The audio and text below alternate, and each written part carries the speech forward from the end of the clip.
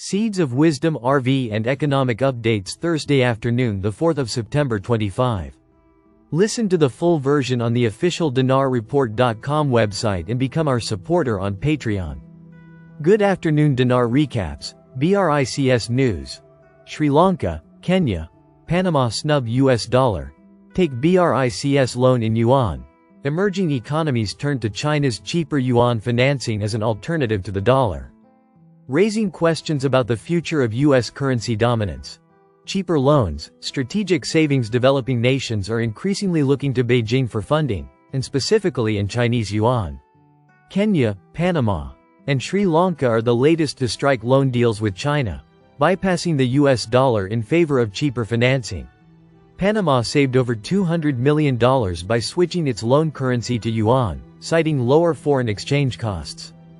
Kenya secured a $5 billion yuan-denominated loan from China's Exim Bank for a major railway project.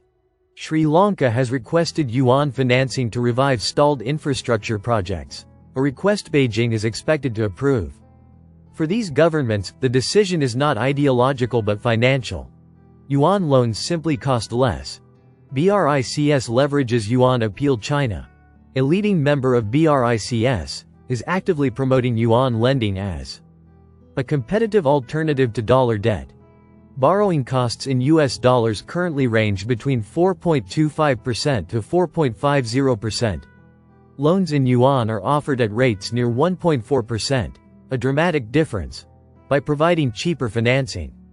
Beijing not only secures influence in the global south but also accelerates the yuan's international use. Experts note that these arrangements, while pragmatic, fall short of full-scale de-dollarization. For most borrowers, it is about lowering costs rather than permanently shifting away from the dollar demand at risk. Still, the optics are significant. Each yuan loan chips away at the dollar's role in global finance. By positioning the yuan as a low-cost borrowing currency, China offers developing countries a financial lifeline that Washington cannot easily match. While U.S. officials dismiss these moves as temporary, the trend points toward a slow erosion of dollar demand, particularly in regions where infrastructure and debt relief dominate political priorities. Global context. U.S. debt meets BRICS strategy. This comes at a time when U.S. debt exceeds $36 trillion, with interest costs ballooning due to higher rates. The juxtaposition is stark. Washington is paying more to service its own debt. Meanwhile, BRICS nations are extending cheap yuan loans abroad, undercutting the dollar's financing appeal.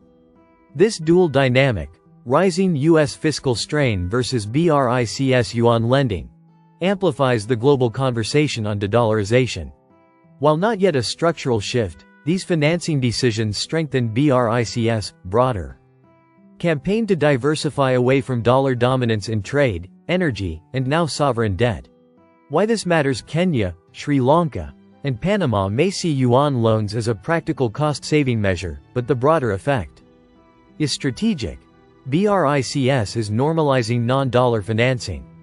The more countries choose yuan debt, the more the global system adapts to multiple reserve currencies, a development that could accelerate pressure on the U.S. to defend the dollar's role in world markets. Listen to the full version on the official dinarreport.com website and become our supporter on Patreon. Source: Dinar Recaps.